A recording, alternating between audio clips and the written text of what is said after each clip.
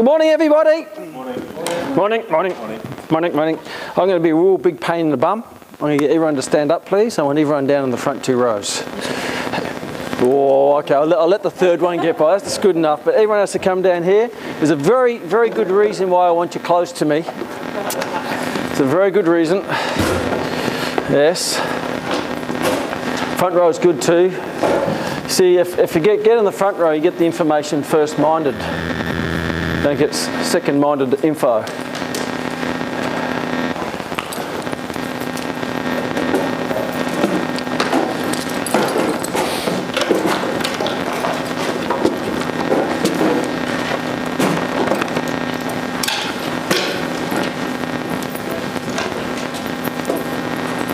Oh, it's nice and cozy.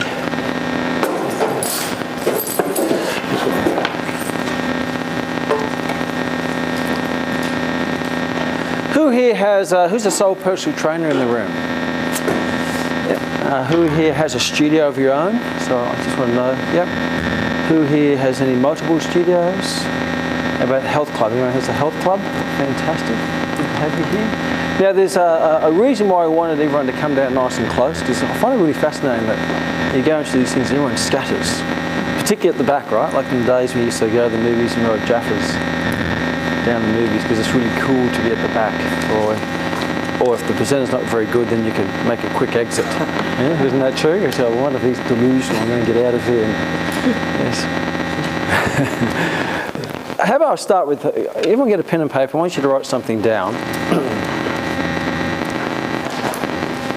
Now my name's Kerry, but all of my team, for 10 years, my nickname's been Kman, right? So once you start the session with this, and it might be a little bit confronting, but I don't particularly care. Write Kman, write it down, Kman does not care what you think of him. And to be really blunt, I'm way past that stage where I really give a shit. I really give.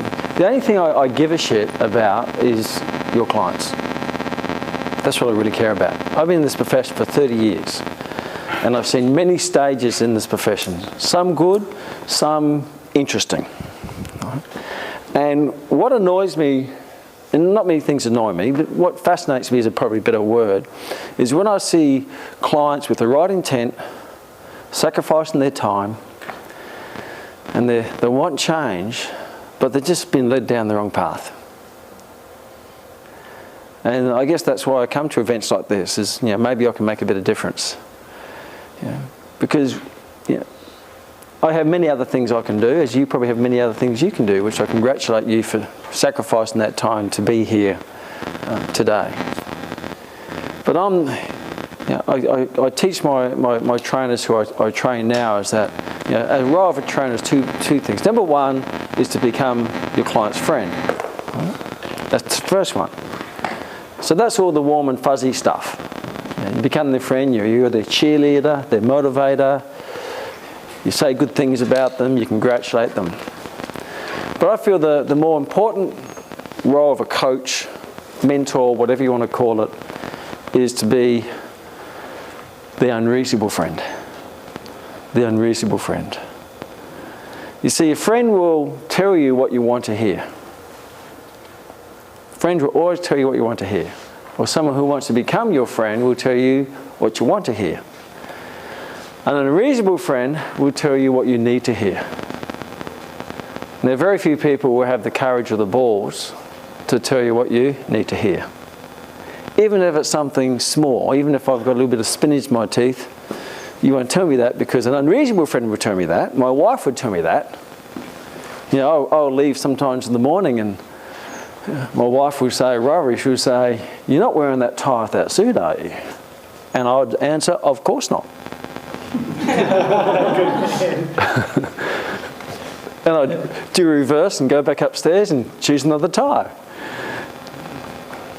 But if she's not home and I wear that tie with that suit, that clashes or stripes with circles or something, and I get to my business, my team players will go, hey, nice tie, Kman. And as they walk off, they'll because they're not being my unreasonable friend. But an unreasonable friend will tell you what you need to hear. So today I'm going to be, I feel, your unreasonable friend, which means you probably won't like me for a bit. I'm reading a book at the moment, Petra, the great front row for Australian Rugby League and State of Origin. And he was fortunate enough to have a coach called Wayne Bennett. And any player who gets the opportunity to be coached by Wayne Bennett would always take it, because just to be coached by such a great coach. 6 or 7 NRL premierships, and known as the god of coaching. But part of his role was to tell his players not what they want to hear, but tell them what they need to hear. And Pedro was saying when he was young front row, he had a game which he thought was a great game. He said, I was really proud of myself. I really played well. I thought I played fantastic. And I got into the change room and I was just walking high. I was going, wow, I'm in the Broncos, I'm front row, and I just had a great game. And Bennett got the group together, and Pedro said, he proceeded to hammer me in front of everybody about the one tackle I missed. And he just smashed me. And I walked out thinking, shit. Wow. Other parts who say, Petro, sometimes you play a great game. You are unbeatable. But then after you play a great game, you tend to have 2 average games. It seems to be 2 to 1. See, Bennett has the balls, the courage, or understands the importance of telling players what they need to hear. And obviously he'll customise it to the individual when you get to know your players. And that's one of your roles, to be able to get you to know your clients, so know you can pad the punch where maybe the excuses are not acceptable. Now, who here wants to grow the business? Obviously you came here because you want to grow your business, I'm assuming, otherwise you're in the wrong session. This is not the me session, Liam. I'm fortunate that I've had many mentors in my 30 years of this profession. And every time I have a whole group of mentors, so I'll share some with you, some great lessons I've learned that help massage me into a better me and help me mould my business into a better business. But I was thinking about it, every relationship with these mentors who are now my personal close friends, every one of them started with a hammering. Every one of them started with a hammering. It was quite amazing. I remember I was training one of my clients called Rob Vogues, and he said to me, it was one of my early stages in my business, in my personal training career, late 80s, early 90s. And he took a liking, and I was fortunate that my clients took a liking to me to go out of their way to kick me in the arse. Basically, that's what he did. Because there's 2 things you can do to people. You can pat them on the back, well done, well done. Or pat them on the bum, well done. When you get a pat on the bum, you go, ooh. How do you go? Ooh. Right? There we do it. Someone's patting you on the bum, a gentle pat, and you go, ooh, it feels nice, right? And that tends to make you want to sit down. So everyone stand up.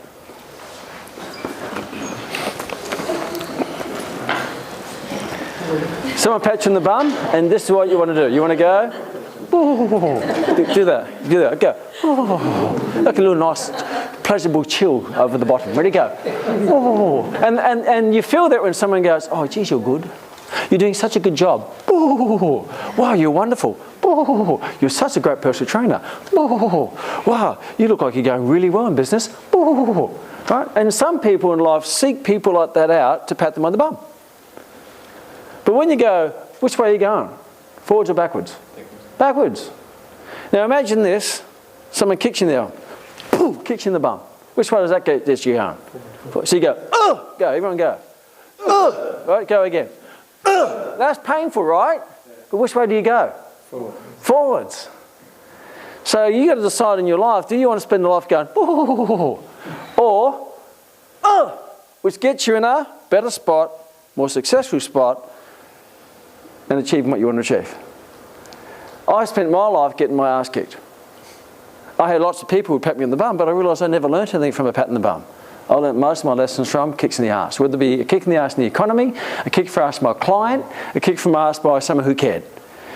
Because if someone goes out of their way to kick in the arse to help you kick you forward, that means they care. They're not trying to hurt you. Now, sometimes people criticise you, but they're trying to pull you down. But unfortunately, I've had mentors who've kicked me in the arse to push me forward. Everyone have a seat. So today I'm going to go through a session that hopefully will be lots of little kicks in the bum, right? Some kicks in the bum. But you have to become great at kicking yourself in the bum. You know, most people in life settle rather than grow. They settle for what they got and try to create a life out of it. You see, I find it interesting in business, or people get a job and they leave school or leave university, whatever like that. They do it all in the wrong way. What they do is they go and get a job, they get a wage, and then they try to create a life out of the wage. I think that's sad. You go, you leave university, you leave school, whatever, you get a job, you get a wage, then you try to create a life out of that miserable, sucky wage, or that. See, this is what successful people do. And I understand success can be measured in many ways, but I'm talking business today. Successful people think, what type of life do I want to live? Now what am I going to do? What type of business? What's going to be the model? Because it's very easy to get a little run of success and start to settle and go, oh, I'm going really well. And I'm assuming you came to the conference today too because you didn't want to settle, you wanted more. Otherwise, if you're here for the CECs, I think you should just leave now because you're just a loser. You think, you know, Bill Gates or Richard Branson does things for CECs? Yeah. I find that fascinating. So, well, I'm going to the conference to go get CECs. Like, should it matter? If CEC is your motivation, then there's a real major challenge, right? Because your limitation, your education can be limited to the number of CECs you need, which is set by average people. But some of the kicks in the bum I've received over the years, and I'm going to go through I've got this paper to go lots of kick in the bum questions, right? It's going to be helpful for you to pull yourself maybe out of your delusional state. And I understand I spent my first half of the year in a delusional state and someone kicked me out of it thinking they were successful until I meet someone who was really successful or someone started to question my success. I was chatting to you, I reckon you've got a few little kicks from Andrew in the last couple of days. Because he's grown from kicks in the bum, and I've known Andrew for 15 years, and we kick each other's bum constantly about what we're doing. Because that's a true friend, right? We can be really honest, not just superficial, warm and fuzzy stuff. Yes, we have warm and fuzzy, we share wines and meals and have good times, but most of the time it's more about taking action to the ideas. But I remember I was training a guy called Rob Vogues. And he said to me, he asked me this question. It was a really odd question because I was never been involved in goal setting, never learned about goal setting. I went to university, got a standard education, which would give me a standard life. Then I started training these people who had exceptional lives. Rob had been retired for 10 years. He'd floated his business on the European Stock Exchange. And he's obviously multi-millionaire and very successful. And a nice guy. And he took a liking to me. And he asked me one day, he says, after training, he said, Kerry, how much money do you want to earn in a year? And I never really thought about it because I just, do what I love and the money will sort itself out. Guess what? It doesn't. You've got to do what you love, but you have to put some places in a row to make sure you get the money, right? Now, you may not need the money, but my suggestion is to you to take the money. I don't need the money, but I take the money because when I have the money, then I can invest that money into my purpose or my mission or my business or someone who needs it. So I didn't know what to say, and this is going back, 20 plus years ago, 25 years ago, more than 25 years ago. So I just picked a number out of my bum, something that sounded good. So I said $100,000 a year, and that 25 years ago, $100,000 a year was a fairly chunky bit of change, right? And he said this to me, he says, Kerry, if you want to earn $100,000 a year, why don't you start dressing like you earn $100,000 a year? And I didn't know how to take that at first. I thought, I think he's just insulted me. And I had a look at myself, and I was wearing my little short shorts, showing off magnificent quads from a good squatting session because I was in bodybuilding back in my 20s. Had great quads. Had the teardrop. Yes. I was wearing my little brother's t-shirt. that made me look like a condom full of walnuts. I wore the flop socks, and I was just, look at me. And I looked at myself and I thought, if I wasn't me and I was looking at me, what would I see? And I thought, you're just a big jockstrap. Because I was dressing to please who? Myself. And I was trying to obviously look better, to build up my own low self-esteem. Because if you've got high self-esteem, if you've got it, you don't flaunt it. And I thought to myself, what do my clients see? And Rob said to me, Kerry, if you want to be taken seriously, why don't you start dressing seriously? So I changed. I thought, well, this guy is worth tens of millions of dollars. I'm barely got enough money to pay my rent. I'm putting $5 at a time into my petrol tank. I said, maybe he's got something to offer. I didn't understand it. But from there I decided, well, he'd give me some advice. He's got what I want, therefore I'm going to do what he tells me to do. Because we never really understand it until you practice it and get the results from it. People do, I don't understand it, so they don't do it. See, that doesn't make sense. Sometimes a good coach, they're going to tell you to do things you don't understand until you do it, and then you get the result, and you go, now I understand what you were saying. So I started to wear long black pants, black leather shoes, black leather belt, good polo shirt, branded, with a good name badge. And over time I learnt that a tool is that to be before you are and you become.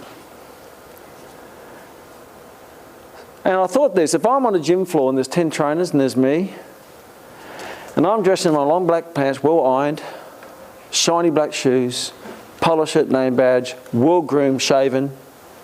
I had a shower, not the bed hair. I walked around with a smile on my dial, always acted positive no matter what. And your future client, your future opportunity is always looking before you know they're looking. What you have to make sure is they don't look away. And when someone sees me in my little brother's outfit, they don't say, well, there's a person going somewhere. They probably say, well, there's a guy going to the mirror. He's into himself. He's a bodybuilder. Like, you don't think of bodybuilding as being, wow, you're intelligent. Wow, I need to ask your opinion on the essence of life. How can I get wealthy, super successful? Girls, guess the girls. Yeah, right. But if I'm on the gym floor and I'm dressed like that, and all the other personal trainers are wearing their dirty sand shoes, odd socks, half shaven, baseball caps back to front, bum bags back at the time, mobile phones keep on chewing on a muffin. And they're dressed like that, and I'm dressed the way I am. From the outsider looking in, to them, who looks the most professional? I do. Who looks the most successful? I do. Who looks the wealthiest? Who looks like they've got the most clients? Who looks the most educated? Who looks like the smartest, the wisest? Name the list. And who's going to come up front? Purely by perception. Therefore, 9 times out of 10, 95 times out of 100, I don't know the stats. Who are you going to go to first? When they come to me, do they think I'm going to be a cheap trainer? No, they think I'm going to be a valuable trainer. You don't expect to get cheap training from someone who doesn't dress cheap. Well, it was interesting, when I started to just change it changed my whole attitude, my mindset, my inner compass. And just because I started to dress to the person I wanted to become, guess what I eventually became? The person I wanted to become. Who here at the moment has massive business growth in your business right now? Right? You're doing 100% every year. And that's obvious, we marketed that. Right? See, if you're not, I'd say, well, there's some major questions to be asking here, because if you're not doing it now, maybe there's something wrong with you. See, you come here, and I was been in your place. I used to go to seminars looking for the secret. The secret is not what you do. The secret is not what you learn. The secret is this, is who you become. You see, if you win, doesn't mean you're a winner. But if you're a winner, you will win. Sounds the same, but it's very different. Winners win. So the art is to become a winner first. And then you start winning. And you start walking like a winner, behaving, your ethos will be like a winner. Opportunities goes to winners. But the good start is the only thing that people have to go on initially is how you present yourself to the world. I am embarrassed because I've been doing this for 30 years. I'm embarrassed when I come to an event like this. I'm going to be straight honest. I'm embarrassed because people who come, our profession, you call it the industry, I call it a profession, like the law profession, the chiropractic profession, the medical profession. I think what we do is so important, so valuable, but we dress as if it's worth nothing. I'm flying to Australia after this, hopping on a plane. Imagine if I hop on the plane and I'm sitting there and the pilot walks on wearing thongs, cargo pants, his little brother's t-shirt, baseball cap, walking back, growth, tattoos showing, going, I'm your pilot for today, are you ready? What am I going to be thinking? Where's the exit? Because that perception doesn't give me confidence that you know what you're doing. You're a rogue pilot. But how do pilots dress? They even wear a hat. Because they get sun on their nose? No, they wear a hat because it's a sign of authority. People seek assurance. Now, I'm sure everyone in here are great trainers, but from the outside, you look like a bucket of scruff bags. Trying to show off your arms, or show off your legs, or show off your muscles, or show off your tattoos, or show you're getting into the fashion of, oh, everyone's got a half growth, so I'm going to get a half growth. See, fashion goes out of style, but style never goes out of style. Style never goes out of fashion. You're a follower, and when you follow, you get nothing. If everyone dresses a certain way, you dress that way. If everyone has a half growth, you have a half growth. If everyone's wearing singlets, you wear a singlet. You're a follower. You go nowhere. You know what successful do? They lead. They have the boards, they know what they stand for, and they present the way, and they don't give a shit what people think. The only thing they give a shit about is what their clients care. See, when I started dressing like this, guess what the other person trainers are saying? Who do you think you are? Who do you think you are?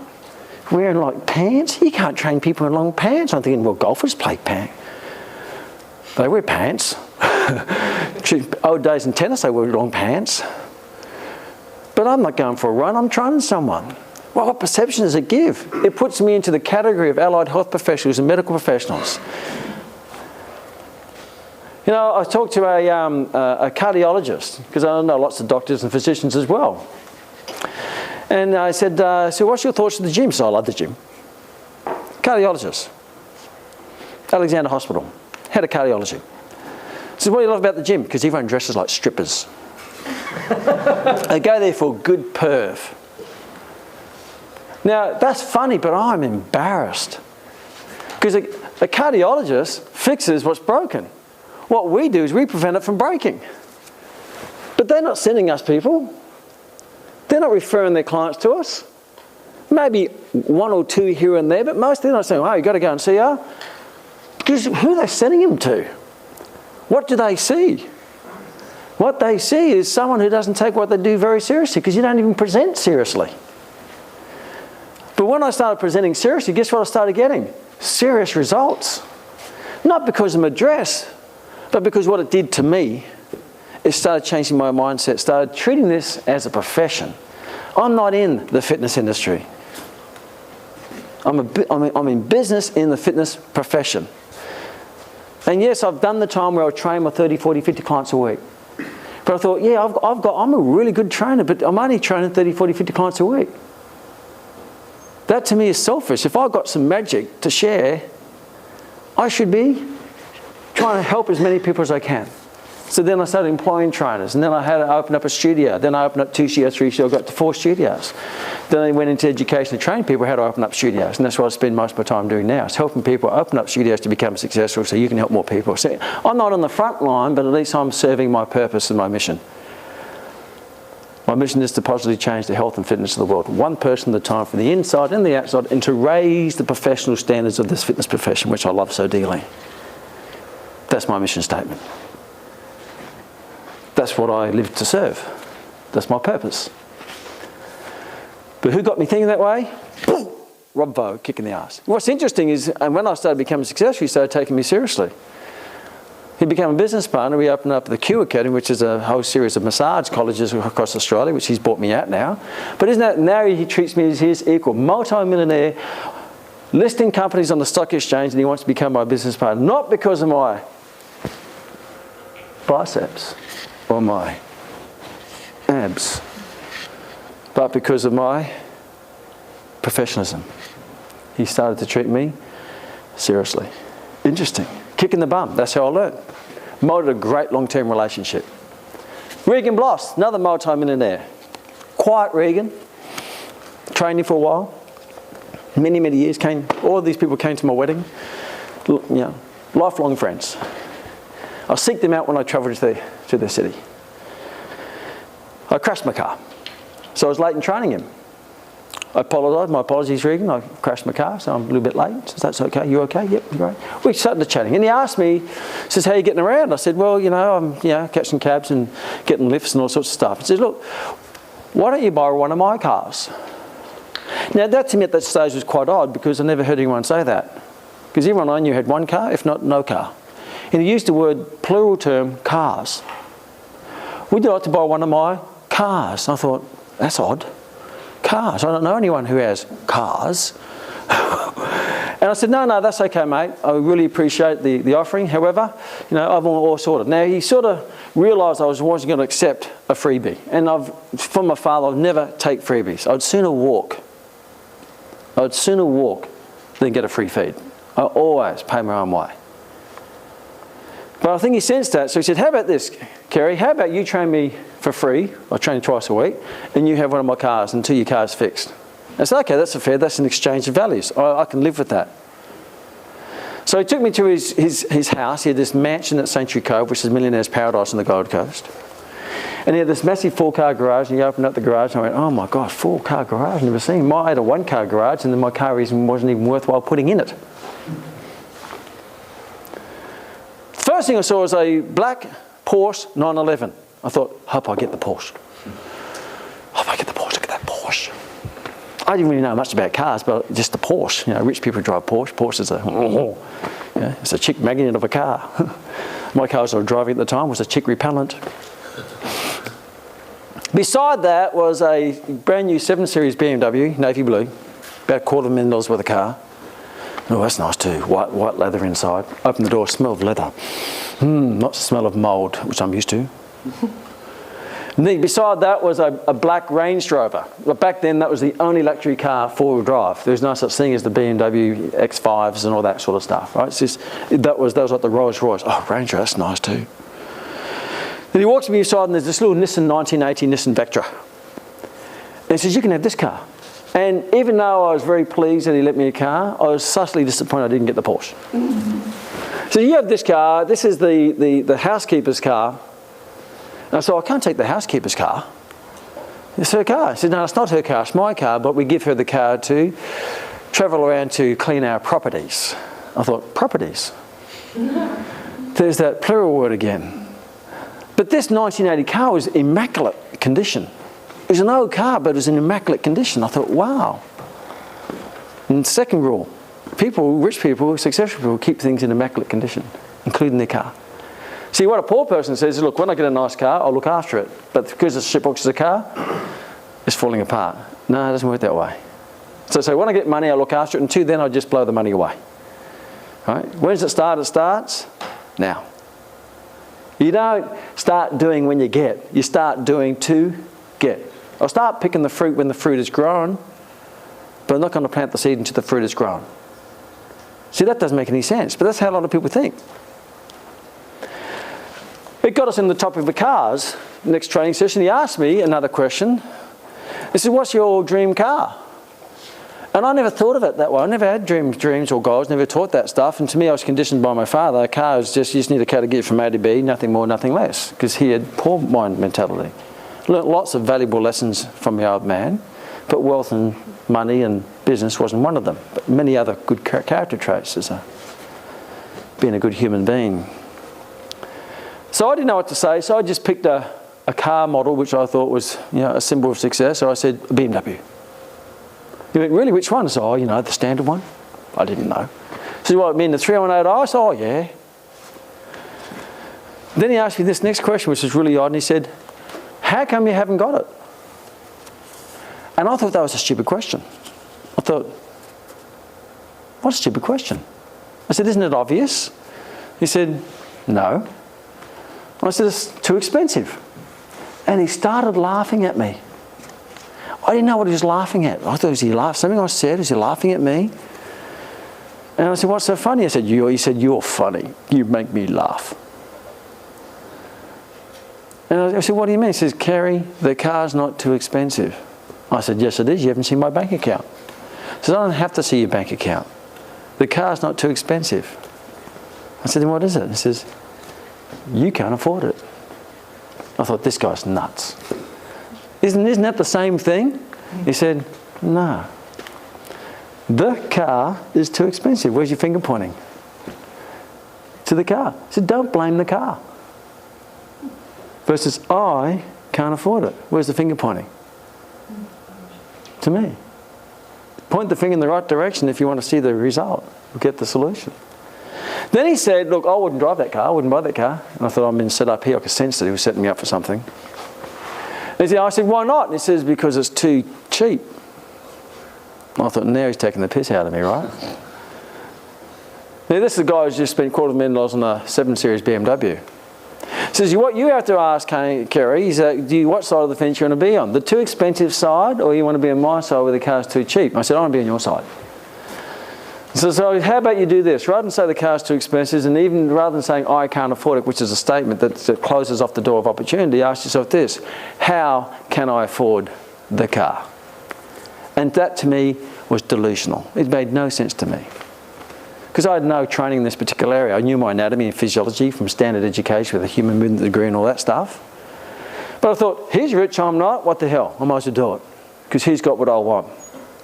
I've got what he wants from health and fitness, but he's got what I want in terms of business success and wealth and all that stuff. So I started changing my mindset. Within 1.5 years, what am I driving? A BMW 318i. And since then I've had a series of cars.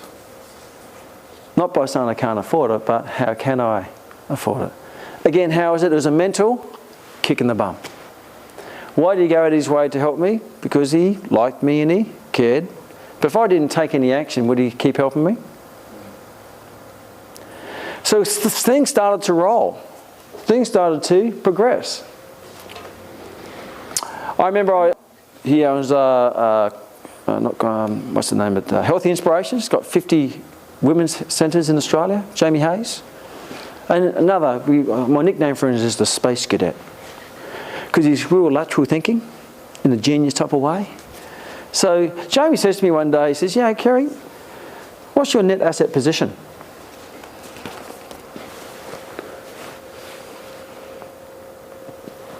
No idea what he's talking about at that particular time. He says, I'm assuming that you do a net asset position of your life every 6 months, right? I mean, of course. Walked away, shit, net asset position, what does that mean? Another little mental kick in the bum. Because Jamie is very successful, I was aiming to be successful, and put me in an embarrassing moment that I didn't actually know what he was talking about. But as soon as I started doing my net asset position every 6 months, what happened to my net asset position? How can you grow something you don't know? How can you grow? See, some people don't know. They're like the ostrich, they stick their head in the sand and hope it'll go away. I was doing some marketing for my business and I became a member of the Business Growth Centre. The guy owned this guy called Winston Mars. They call him the marketing guru. Some of you may have heard of him. He's a genius. He's retired now. But I tried to connect with him and try to get my brochures to him to get his opinion on my brochures. He said, what do you think? What do you think? And I love my brochure. It had a lovely little picture of me on the brochure, so I really liked it, right? But he never responded to my emails. He never responded to the brochures I sent him. He almost ignored me in a rude way. And I thought, guy's a rude bastard. But I kept sending him stuff for about 6 months, constantly sending. And he just never. And then one day the phone rang. I picked up the phone and I said, hello. And he said, is Kerry there? I said, it's Kerry speaking. He says, it's Winnow. I said, Winnow, how are you? He said, fantastic. That's how Winnow speaks. He's always fantastic. If you ever get the opportunity to see him speak, go and see him. He's just a genius and very funny. I said, Winnow, he said, I received your brochure. I said, really? Great. What do you think? He said, it's shit. Best you get on a plane, get your ass down here to Melbourne so we can fix up this mess. He says, right. When are you free? Can I come this weekend? He said, sure. Hung up the phone, said, Ro, we're going to Melbourne. When? Tomorrow. And we sat down with Winnow and he pulled our business apart, not in a so nice way, and then helped us put it back together. And from that day, our business grew 100% every year for 5 consecutive years. Till we got listed in the BOW Fast 100 list, being one of the fastest growing companies in Australia, of all companies. How did that happen? It wasn't from someone patting me on the back. What was it from doing? Someone kicking me in the arse. So I'm going to give you some kick-ass questions. Get a pen and paper and answer these questions. Because you all want to grow, right? You all want to grow. And the better thing to look for is what are better questions I ask myself. So I'll go through some questions here for you. I haven't got my glasses. Okay, now you should know these off the top of your head, but I understand if you don't, because I never knew these when I started the process. Okay, according to your last year's profit and loss, what was your exact revenue? Not a roundabout. Oh, I'm roundabout this. Don't live in the area. What was your exact revenue? What was your profit? What was the percentage of revenue as your profit? There's a good starting point. What was your exact revenue according to your profit and loss? Not what I think I made. You can't think yourself into wealth. Oh, yeah, I'm really happy, sort of. What was your revenue? What was your profit? What percentage of your profit? What was your percent profit from revenue? And if you want to go further, what are your key ratio indicators, which should be on your dashboard, which is your wages to revenue ratio? And there are numbers in most professions that you should be, if you don't know these, you're running blind. Your marketing to revenue ratio, and your rent to revenue ratio. Because if the ratios are showing red flags, then you can have some challenges. This is called feedback from your business. Because you can't make good decisions unless you have good information.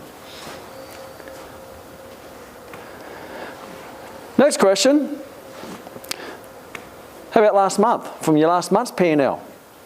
Last year's a long time ago, a lot of things could have happened. Last month, what was your revenue, your profit, your percent profit, and maybe those ratio indicators?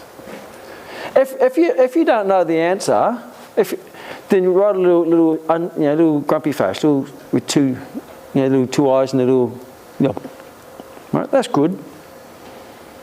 Because what's important to know is it's not where you are, it's where you're going that counts. Success isn't about the destination, it's all about the direction. So even if you find yourself on a hole, if you're going up, guess what? You're on the road to success. So don't be embarrassed that if you don't know the answers or things aren't happening. The most important thing is the realisation that, hey, now I need... See, motivation comes from knowing where you've been, knowing where you are, knowing where you're going. But if you don't know where you are, you don't know how to decide where you're going. So you just end up just waffling around life hoping you're going to get somewhere. So the same questions to last month's profit loss. Here's the next question. What percent of profit are you aiming for next year? What is your revenue and percent profit you're aiming for next year? Now, if you're a business, generally a business will be looking at a percentage profit of around 30% profit, 20 to 30% profit. If you're a sole trader, you're looking at about 80% because you don't need the wages gets removed. So if it's 50%, then it's way down. When you did Simo's session, his first studio, he got personal trainer studio of the year. He was doing 800 sessions a week, but his wage to revenue ratio was 65%. What should it be? 30%. Ask Simo now, what percent profit should a club make? Should be 30%. They aim for $1 million turnover with a $300,000 profit. Now, they're good indicators. They look at their rent being around about 10%. Marketing, 5%. If you're trying to grow your business, probably goes up to about 10% at the max. That way you keep profit in the equation. Because without profit, you can't do much, right? Yeah. What was your percent growth from last year to this year? So what was the percentage growth? Again, I'll use Simo as an example. He's a close friend, but he's also very happy to help. 47 studios. He had a 17% growth in business last year. Not 15, 17. He knows exactly the numbers. You know why he knows the numbers? Because when he started, he didn't know the numbers.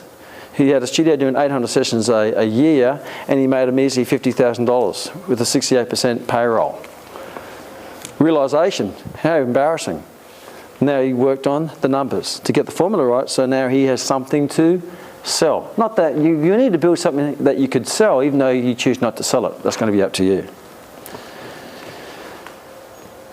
So how much percent growth did you go from last year to this year, revenue and profit? If you don't know the answer, then that's okay.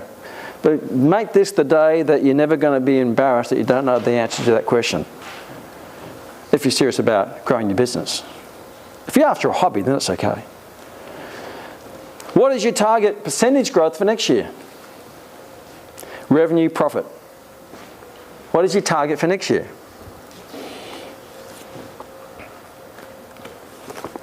If you don't know, just say, I don't know, I'm going to work that out. You know, you can throw a guess number, but eventually you've got to get down to the nuts and bolts. Because you aim at nothing, you're sure going to hit it. I remember the first time I did all this, I was in a bath in Byron Bay drinking a bottle of red wine. I went away for the weekend by myself. Hired a room on the beach at Byron Bay. I thought, I need to sort my life. It was just after winter moment. And I spent 2 days just going through my business and what I want to do with it. I came back to the Marriott Hotel, hired the little boardroom. I had a team of 4 people, and I stood up there and I put on my vision. This is what we're going to do. Now, my goal at that time was to have $1 million turnover. I wanted $1 million business. That was my target. I wanted to be generating $1 million. And in my calculations, I could only get it up to about 810,000. I couldn't see how I could get it. So what I did, I just fudged the numbers.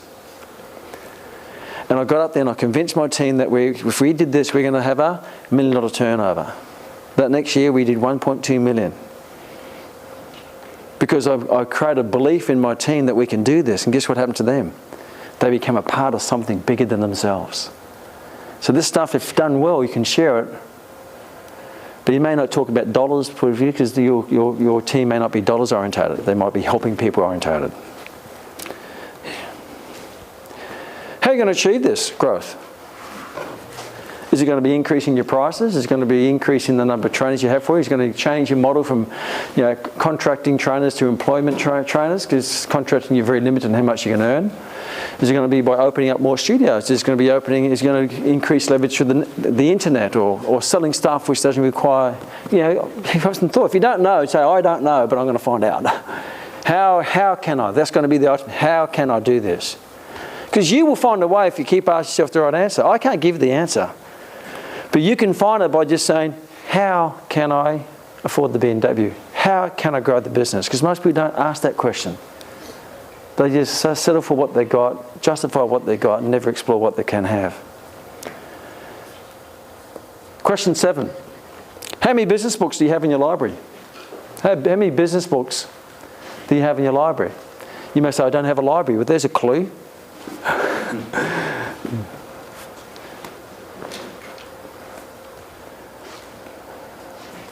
Because how much money you earn is going to be determined by the people you meet and the books you read. What you don't read won't help you. What you don't know won't help. Someone who doesn't read is no better off than someone who can't read. Everyone's successful in what does Simo recommend? Books. Every time I'm with him, we recommend a new book. Somebody just texts me, got to get this book. I text him, got to get that book. We'll get back to that. Depends where you are. Depends where you are in your growth. But hold that question for me. Don't let me get out of here without sharing with you. What are your top 5 business books? What are your favourite top 5 business books? Now, there are books which work on your ethos or work on your compass or your philosophies. And there are books that work on logos, which is more content and information.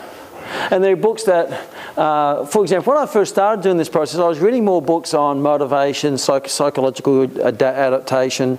You know, See at the Top from Zig Ziglar, Think and Grow Rich by Napoleon Hill, How to Win Friends and Influence People by, Dale Carnegie, The Five Habits of Effective People. Yeah. So they were the foundation books. They're almost the biblical top books that you read. Think and Grow Rich, Richest Man in Babylon. You know, they're written back in the 1920s, but the rules don't change, right? Gravity is still the same now as it was 100 years ago. The rules of business are still the same. Don't think the rules of business the fundamentals have changed. They haven't. Yeah. Every time there's been a pop in the market from the internet bubble to whatever, there's arrogant people who get confident that they become arrogant and think this is a new way to do business. But ultimately they all get sucked down eventually when the people like Warren Buffett, who sticks to the fundamentals, keep surviving and growing.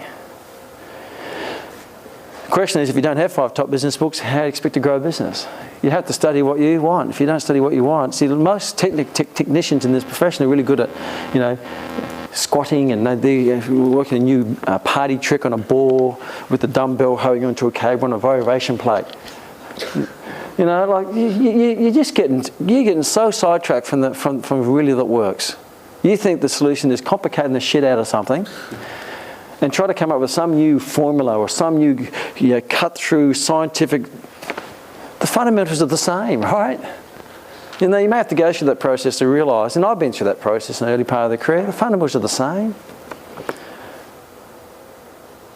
What books did you read last month? I was busy last month. Really? What book are you reading now? Now these are going to be questions you go, yeah, I'm doing this. Fantastic. It means it's a pat on the back, you're on the right track. Or, shit, I'm not reading that. That's a kick in the butt. Self-education. What are the last 5 business seminars that you've been to learn? What are the last 5 business seminars? You may have been to, I spent my first half career going to fitness seminars, fitness conferences, doing fitness sessions. Right? So I became really great at not succeeding. I was the greatest trainer that no one ever heard of. So I was the best kept secret in the world. Because I didn't know anything about marketing or sales or psychology or goal setting or any of that. You had to train someone. But I had a personality of a dead cockroach. I said, wow, come on. Next question. List 5 friends or circle of influence who you classify as friends who have at least a $1 million business and is growing.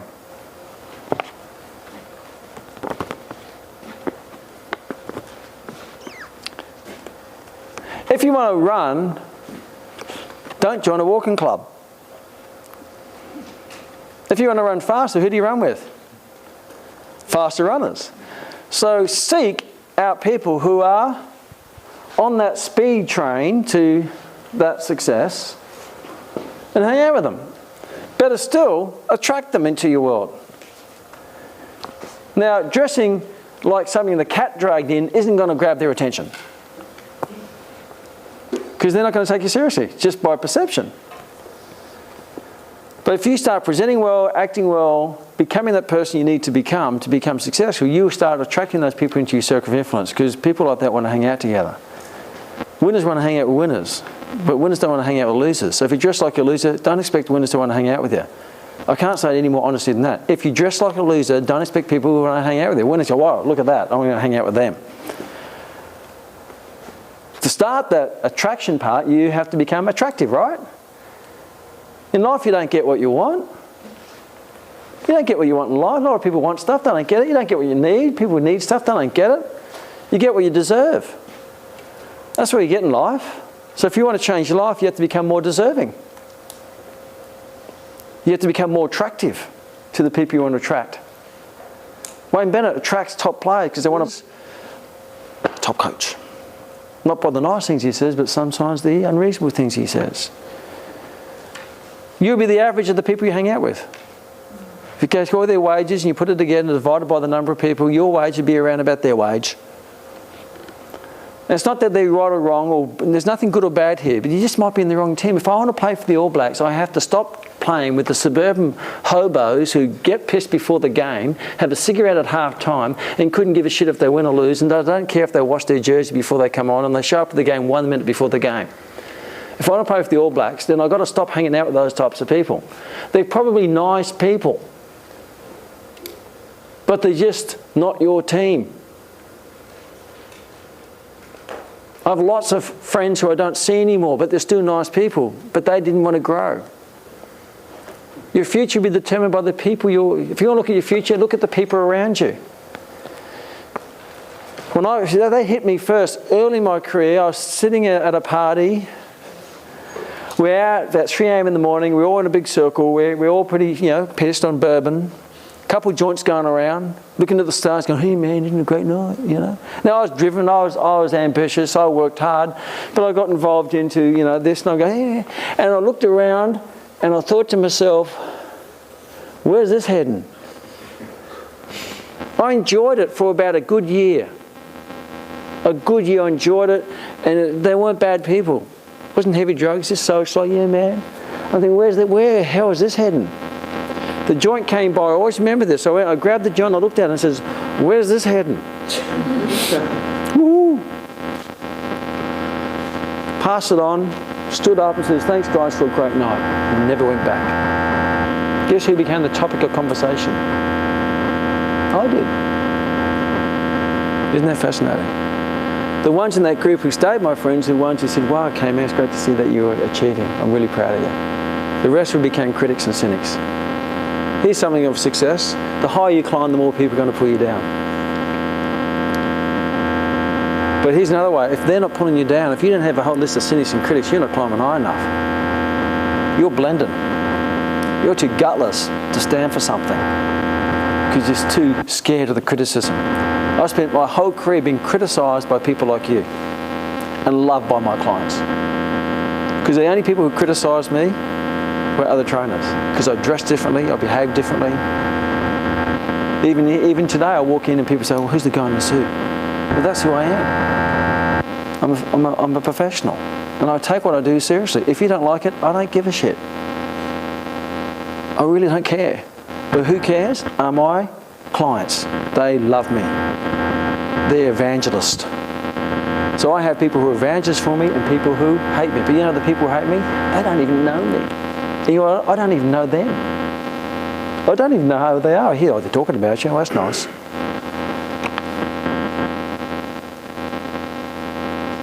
Look at your circle of influence. Create your own circle of influence. Become the running club that people want to join.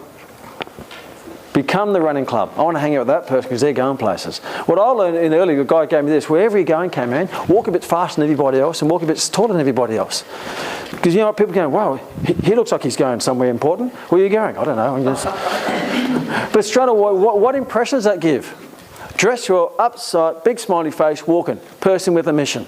Versus what most people do, walk along with their janders, with their hoodies, with the things going, "Yeah, man, it's really cool. We got pissed last night." Well, there's a winner. And they are a winner, by the way. They won the drinking competition. But you have to ask, what do you want to win? What do you want to win? Who can stand the longest after alcohol? Who can be the most negative? You may have to pick your game. You might be playing the wrong game. Seek those people. When I'm in Sydney, next week, I'm going to Sydney next week. Who am I hanging out with? Simo. Guess what he's showing me? His $5 million new house. People say there's no money in personal training. Simo says, "Kman," he brings his emails, his photos.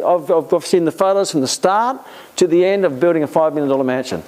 It's not about the mansion. It's about who you have to become to deserve the mansion.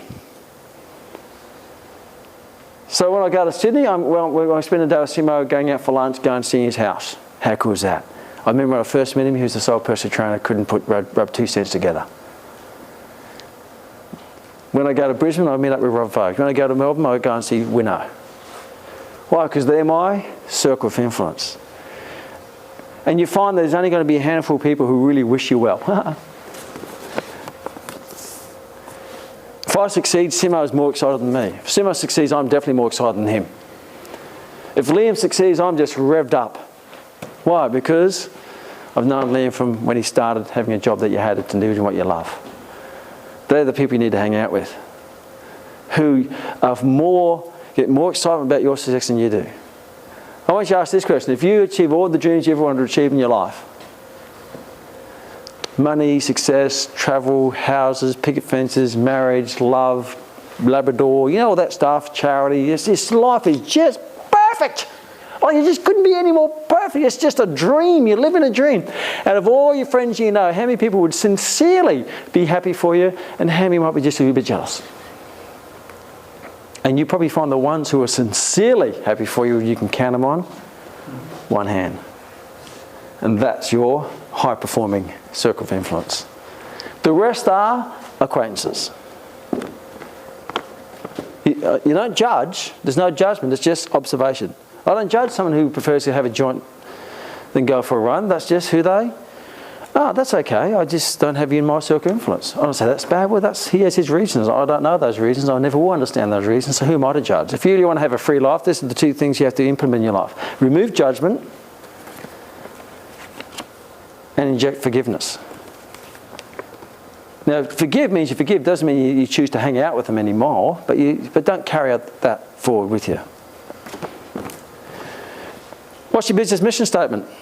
Write it down. Word for word, not what you think it is, word for word. If you don't have one, there's a clue. Here's a clue. Every successful business has a Simo dances his, we dance ours. We showed Simo's ours about 10 years ago. And he says, we dance it, we have this dance. And he goes, shit, eh? So he came back with a better dance. He says, that's a great idea, because that's called accelerated learning, isn't it? What are your business values? If you don't know what they are, then that's okay. Just say, I don't know. And do they match your personal values? What are your business values? What are your business missions? We know ours, inside out, back to front. What is your personal life philosophy? What is your personal life philosophy?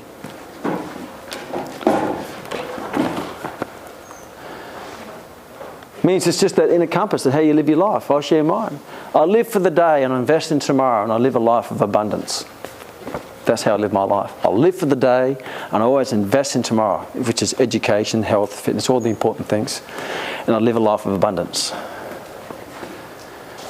B. Huge, one of my other team players, his philosophy is I live like a millionaire while becoming a millionaire. Your philosophy might be I work for money so I can invest money so money can work for me, so I no longer have to work for money. Now I'm financially free. One of Richard Branson's earlier ones was I want to live a life where I can do what I want, when I want, with whom I want, for as long as I want. It's a life of freedom. But you don't achieve that unless you have because your philosophy helps you make the right decisions, not the easy decisions. Because in life you only ever have two options: the easy thing or the right thing. What do most people take? The easy thing. The easy thing is not write down your goals. The right thing is to write down your goals. The easy thing is not do your mission statement. The right thing is to work on your mission statement. The easy thing is have a mission statement but not actually dance it. The right thing is to work out a way to dance it so you can inject it into your team. In life there's only ever two decisions you have to make. The easy thing is take the escalator. The right thing is to take the stairs. This morning when Simon and I went for a run, the easy thing was to just go for a half-hour run. The right thing was to introduce him to the hill. It's a bloody big hill. And he kicks my ass. The easy thing is not to do the hill so my ass doesn't get kicked by Simo. The right thing is that, fuck him, I'll chase him in again. Yeah. That's the only decisions you have to do. Because if you're looking for what to do, the what's easy. You can always find the what out. That's the easy thing. You come to these to find the what. But the ultimate question, who are you? Are you the right person? See, if you haven't achieved these, you might be the wrong person. Maybe you're just a dreamer. So here's 6 things I'll share with you to consider when... The first one is who.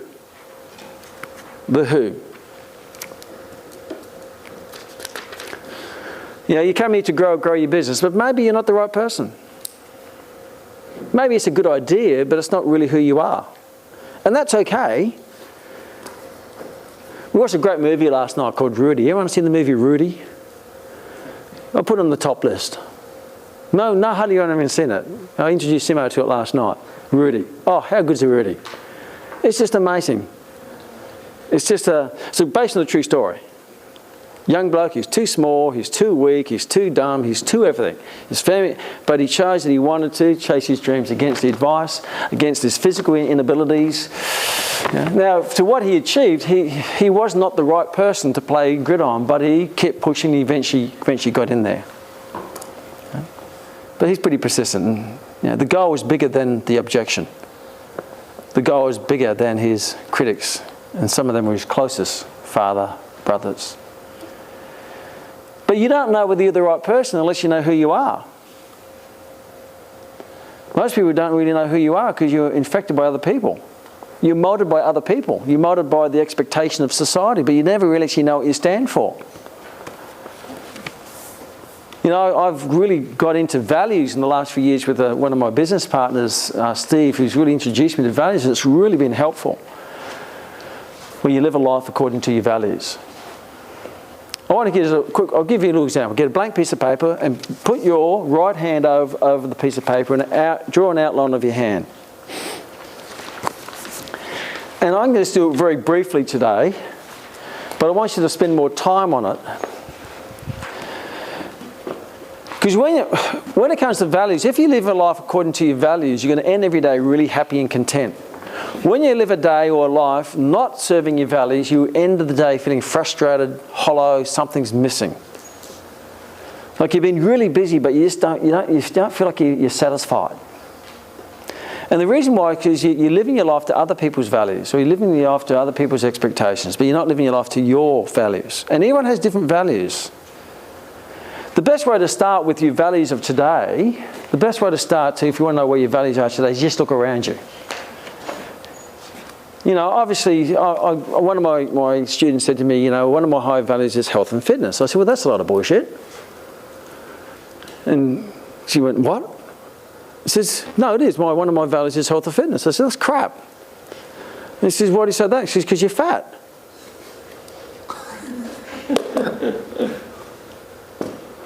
If your value is health and fitness, you wouldn't be obese like you are. I said, but I'm losing weight. Your value at the moment is not exercise. Your value is eating and not moving. So don't be delusional. Tell me, it might be a goal, health and fitness, but it's not a value, because if it's a value, you'd be doing it. You know, a father says, you know, well, one of my high values is my family, but they never see their family. And that's crap. Because you're out working or you're out with the mates and you hardly ever go home, but your family's valued. No, it's not. So sometimes you just got to check where you are and say, okay, my values is, you know, getting pissed on Friday and Saturday night. That's my value. Not exercising, being negative, not dressing well, and then I'm wondering why my life is turned into custard. Well, maybe you go back to your values and say, okay, let's have a look at the values. So here's a good way to start is what would you like your values to be? Now I'll share you mine because you're on my hand. Right? And this is how I live my life. Thumb is, I'm positive. Hey, you like the fun? Remember the Fonz? Hey, I'm positive. No matter what happens, I'm always positive. One morning I lost $2 million in one morning. And I went, wow, how cool is that? Isn't that going to be a great story to share when I lost $2 million when my tax-effective investments went down the gurgler into liquidation called Southern Plantations. It took me about 3 years to put $2 million in cash, and that I lost in one morning. This is how it happened. I'm there having a coffee. Rose watching the TV. Rose says to me, hey, Kman. I said, yeah, what's this? And so she said, hey, Max, because that's my nickname with her. She said, Max, what was that company we put all that money into reduce tax, which is, you know, backed by the government, not backed by the government, but endorsed by the government for tax effective. And I said, oh, great, Southern Plantations. She said, oh, yeah. She said, how much money do we have in that company? I said, oh, $2 million. So we just lost it. So that's nice. Would you like a tea? It's only, see, money is important. I understand that. You know. But it's not. I mean, my lawyer said to me around that time, he says, Kman, you've lost a lot of money. Are you okay? I said, well, Rob, if I was losing blood, I'd be worried. But money's everywhere. There's an ocean of it out there. If I can lose 2 mil, guess what I can do? I can get it back. And how long is it going to take me? Not long. It wasn't everything I had, but it's still a good chunk, right? But why do I hand it that way? Because I always saw this is going to be a great story. This is what chapter of the book is this one going to go into? See, positive. So that's my first. Second is I'm driven, directed, and I'm an achiever. I'm frustrated I'm not achieving something. I've got to do something every day to achieve towards my goal. Now that's this thing, because I'm a pointer, driven and directed, and I'm an achiever. And I'm just sharing mine. This is health and fitness, so I've got to do exercise every day. So it's this thing is the biggest, tallest one because it's the most important to me. Because without that, then nothing else counts anyway. Right? This one here is education. I'm constantly learning and educating myself, and I educate others. So that's my value. That's why I'm a finger. I help educating others. I educate myself to educate others. So that serves my value. So not coming wouldn't. If I didn't come today and I could come today, I'd have something. There would be a hollow feeling in me. Because that's one of the human needs of contribution, and that's why a lot of the people. It's contribution. It's not self-serving. Some people do it because of significance, because they're there because they want to be the presenter. Well, that's the wrong motivation. It's contribution. And my little one is I'm a professional. I'm classy, stylish, and sophisticated. I'm a professional. I'm classy, I'm stylish, and I'm sophisticated. So I educate myself to be the person who opens up the door. The person who always says thank you. The person who pays the check for the meal. Last night was a funny night. This bugger. Because when I go out for dinner, for example, I never let anyone pay. What I do, and all my friends do this as well, by the way, is that I'll excuse myself around that time when you finish dessert or whatever, and I'm going to the bathroom. And as I go to the bathroom, I sneak around, no matter how many people's at my table, no matter how much the bill is, I'll always pay it. Because I hate that stage of, and that's what wealthy people do, they pay. Right? Not because they want attention, because that's just who they are. So I'm sitting there, Simo stands up and says, I'm going to the bathroom. So off he goes. And I think, great, he's gone. Now I can go and pay. So I go up there, and guess what? He heads me off. Says, no, this is mine, you bastard. Get out of here. See, that's good circle of influence, right?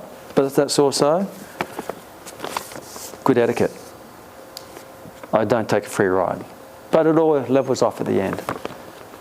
So there you go. What would be on your hand?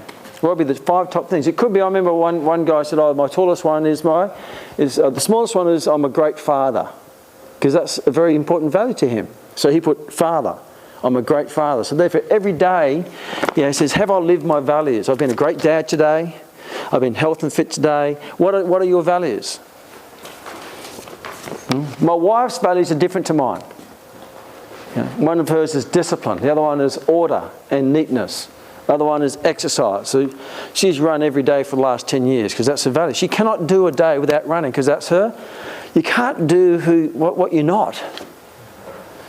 All you got to do is establish who you are, or maybe who you want to be, because on this hand is your left hand. That might be your values of today, being, laziness. This is the values of tomorrow, which is now, which is maybe discipline. What you have to do is get rid of this and create this, and then you find everything will start to happen for you. You have to become the right person. Think of this. Who do you have to become to live the life you want to live? Who do you have to become to live the life that you want to live? And just write down a whole list. This person who lives this life, these will be some of the character traits that I would have. And this would be the values I would live. And you may come up with about 10. When I first did this, I had about 20 things, and I just quickly fine-tuned it down to 5. 5 because I'm going to remember 5. But every day I have to serve each of my fingers. And then I'm a happy chappy. I can put my feet up, have my little glass of bourbon at the end of the night and just go, wow, what a great day. Because I've lived my values. So the first thing you have to establish is who you are. Better still, who are you becoming? Because if you want to grow a business, guess what you have to do? Grow. A business will never outgrow its owner. You can't outlive your self-image. And that's where, continued self-improvement is vital. Here's a great little philosophy which I use every day. What can I do today that's going to grow tomorrow? I never waste this. I live for today and invest in tomorrow. That's my philosophy. So every day I invest into tomorrow, whether it be tomorrow being in my relationship with my wife, tomorrow into my health, tomorrow to be my business, into my wealth, into my friends, into my education. So I make sure all those areas are covered every single day. I don't have to build Rome in a day. I just do little bricks. Just little bits every single day. Never end a day without investing into tomorrow. Sorry, what was it again? Never. I don't know what I say. What did I say? Never waste. Never end a day without investing into tomorrow. Something like that. Use your own words that you're going to remember it. See, but the most important thing is that you've got to keep working on yourself. Jim Ryan taught me a lesson, one of my great business philosophers. He said, learn to work more on yourself when you're doing your job. Most people work on their job or work on their profession, but they don't work on themselves. It's what you do in your own time that determines how valuable you become in other people's time.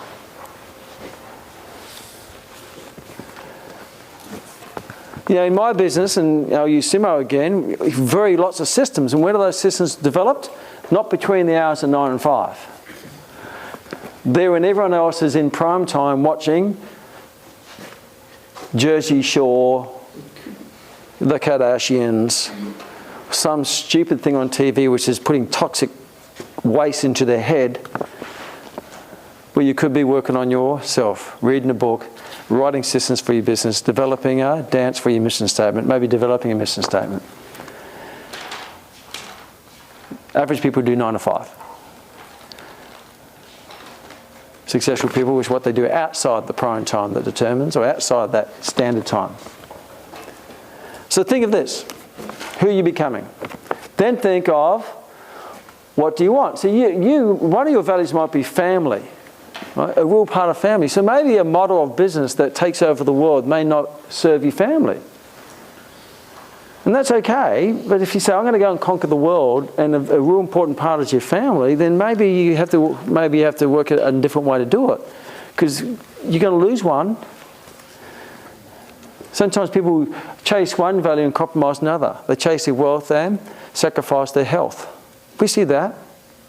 What you have to do is try to get your values working together till they feed off each other. And that may mean a little bit of modelling.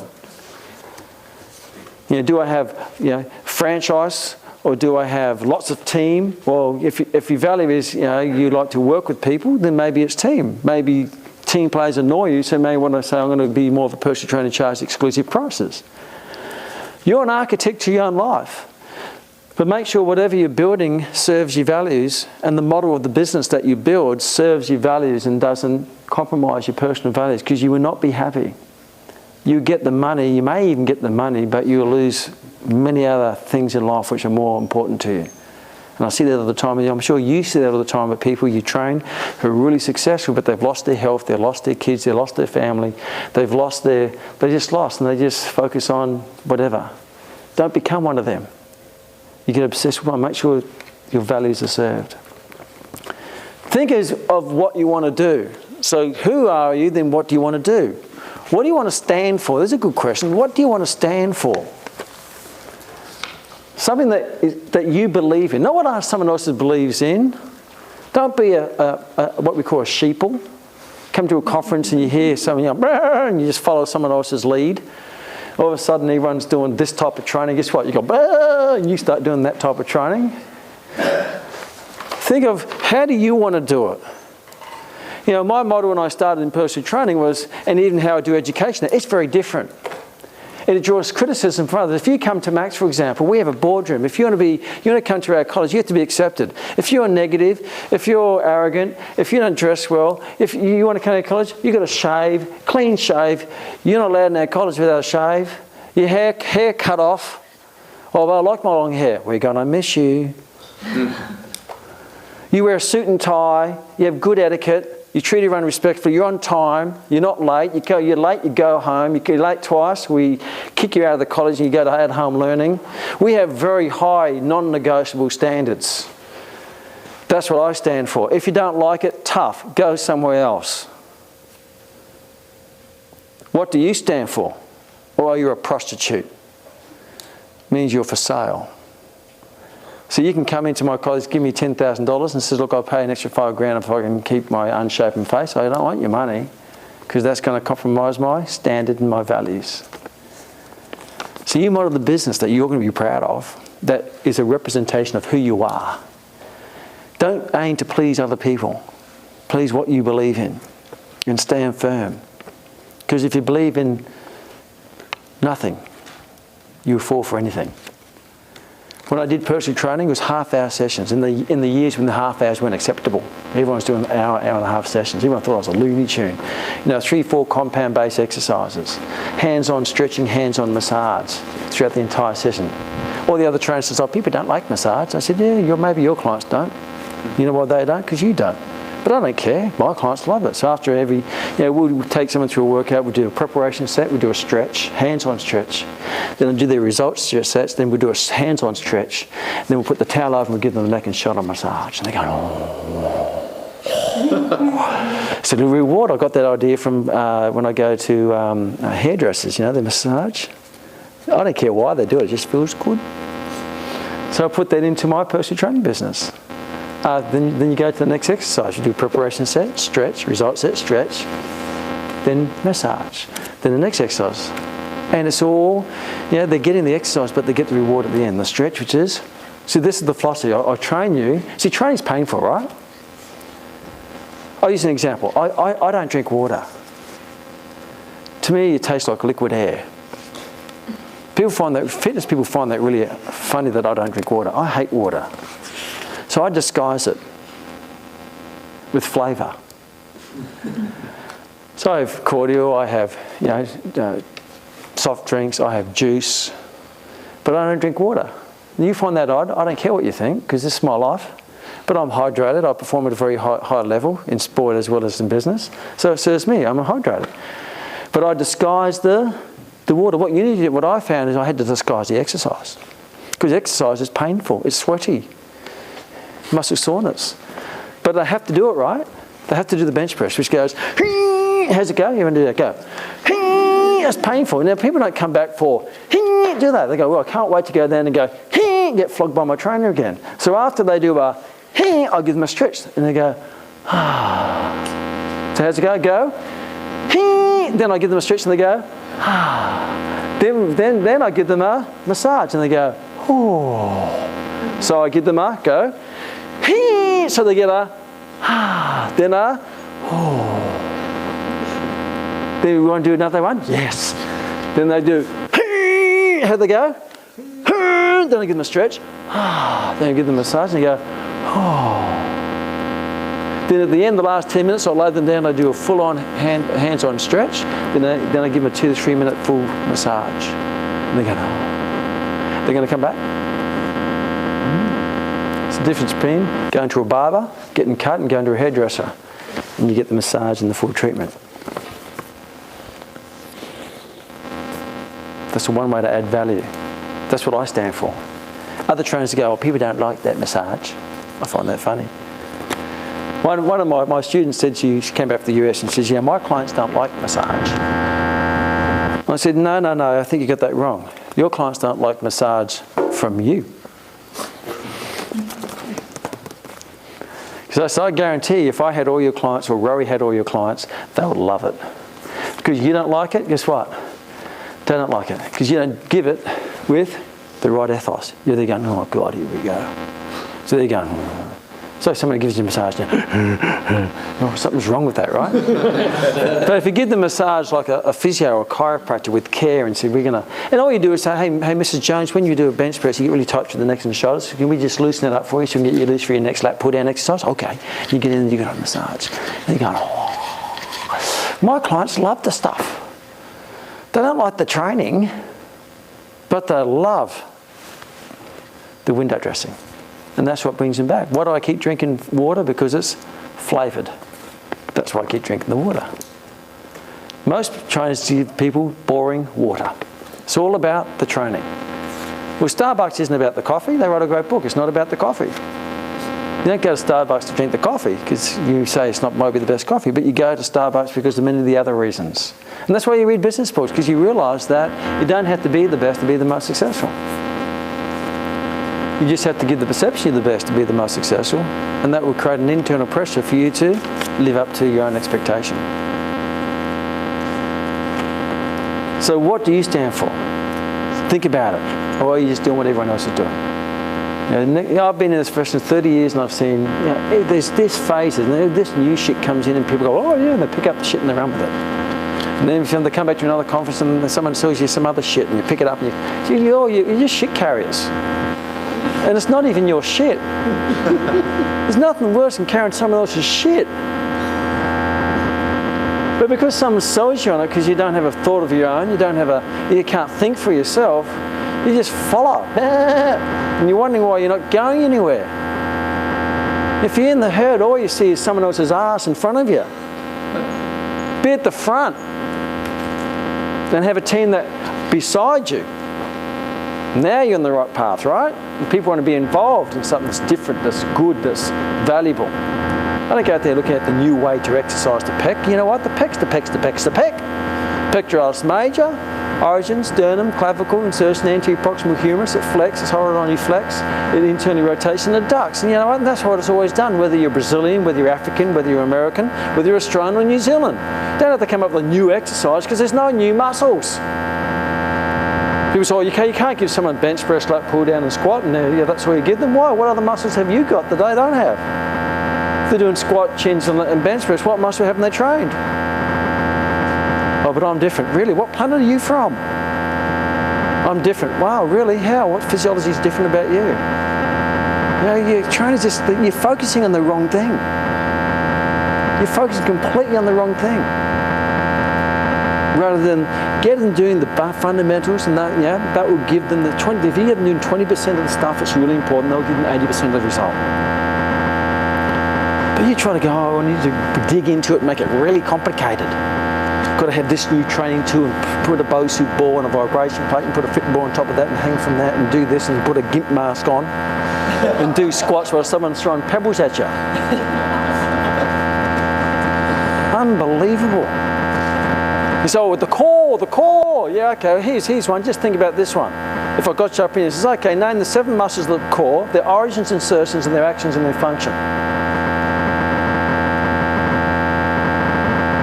See, we throw a term around like the core, but you don't even know what it is.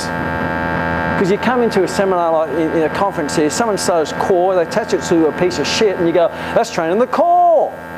Then you go around and says, yeah, working the core, but you don't even know the anatomy or the physiology of it is. You're just a follower who just bleeps other people's words because you don't even know the fundamentals of business, you don't know the fundamentals of anatomy and physiology. And making it simple for people to do and wrap it with lots of flavour and they want to be a part of it. Not lots of bloody complication. Find something simple that solves a problem that is flavourful and tasty, that's easy to replicate, easy to manage, and now you are on the road to growth. But people come to these places and you want to complicate it. You've got to eat this food at that time, you've got to find what type of blood type you are before you can't have carb, you can't have this, and you can't have this, you've got to eat at this particular time. Goodness me. Talk about the wrong path. But you listen to someone who gets up there, tries to confuse the shit out of you to turn you into a sheep to follow their method, which they probably don't understand themselves. And I can speak passionately because I used to be, the first 5 years of my career, I was one of those.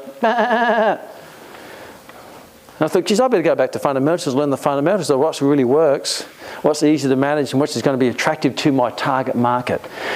When I remove crunches out of my... If you're doing crunches, are you delusional? We're going to do some crunches. What part of crunches serves someone's goal? Is it burn fat? Does it build muscle? Is it functional? Oh, we do a plank. Oh, right, the weak man's push-up. Everyone's planking, so I've got a plank. What part of life is a plank? Well, you just do a push-up. It's a moving plank. Far more functional. Because what you do is you just get wrapped up in other people's big words that you don't really understand. rather than learning your own words and standing for something. You know, it saddens me, I was at, what's the Lake Taupo? It's the first time I ever said it right. Got up early in the morning, stayed in the Hilton, went to the gym. There's this guy down there. I hopped on the treadmill, doing interval work, right? Getting fit.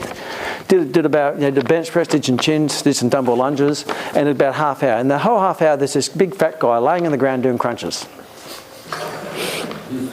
Then he starts doing this. I saw one. Then he lays on the side and he's doing this. Oh, what are you doing? Oh, because some instructor said you've got to work your obliques. What part of life do you do that? Well, you just teach him doing a squat. How does that work? And he wants to lose weight. Where's the best time he should be spending that half hour? Rolling on the ground, squishing the fat, releasing the fat, squishing the fat, releasing the fat. Or get him on the bloody treadmill and do something that works. Are you delusional? Some trainer is delusional. Or just don't know the fundamentals. And you just follow and you just put this big range of exercises which when you go from the anatomy is just useless. And here's this guy, and I'm feeling sad for him. He's got up early. He wants to make a change. He wants to lose weight. He wants to tone up. He's committed. He's left his wife in bed who's saying, come back to bed, darling. No, I've got to go to the gym. And he spent half hour wasting his friggin' time. Because he has a trainer who can't even think for themselves. Doesn't even know their anatomy and physiology. So when you build something and you understand it from an anatomical physiological point of view, then you can stand firm and say, this is how it is. Not, well, this is how, I think that's how it is. Please don't question me about it. What do you stand for? What do you want to do with it? Where do you want to take it? There's another question. Where do you want to take it? To the world? To yourself? More important question is why? Why are you doing what you're doing? What's your motivation? And that comes back into your mission statement and your own personal values. The why makes you buy into it. A lot of people don't think, because you're so busy following, you don't actually think why you're doing it. You're just doing it because everyone else is doing it. Yeah, 95% of the wealth is in 5% of the people's hands. So if you follow the majority, guess which group you're in? The 95%. You're fighting for crumbs rather than baking bread. So be careful who you're following and be careful who you're trying to get acceptance from. Why? Why do you do it? What value is it? How does it serve your values? What gets you up in the morning to do it? Not for the money. The money will come. You take the money. You don't need the money, but you take the money. So you can do something with it. You take the money so you can invest the money back into your values or back into your purpose. So you can help more people. I'm assuming most people in here want to help more people, right? But first of all, you've got to help yourself. There's a good starting point. Then you go, okay, now how can I serve other people? When I was in my little brother's t-shirt, who was I serving? Myself. Now I'm in a suit and tie, who am I aiming to serve? People. I would need to be taken seriously so people can take the information seriously. It's not about you. No one cares about you. You don't have to dress in little people's clothes. Because you know. You know what's underneath. You don't need to have 1,000 Facebook friends to get acceptance. And how many of them are really friends anyway? From a personal Facebook point of view, if you've got a personal Facebook, that's fascinating. And generally the more friends you have, the lower self-esteem you got.